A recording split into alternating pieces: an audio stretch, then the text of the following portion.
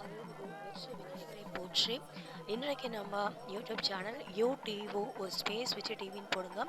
Universal temple organisation TV நம்ம YouTube சேனலுக்காக இன்னைக்கு நம்ம அருள்மிகு செல்வ விநாயகர் கோதண்டராமர் திருக்கோவில் அமைந்திருக்கிற இடம் மேற்கு தாம்பரம்.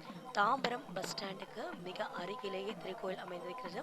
மிக சிறப்பான ஒரு திருக்குடமுழுக்கு நன்னீராட்டு பெரும் சாந்தி விழா நடைபெற்று கொண்டு வருகிறது.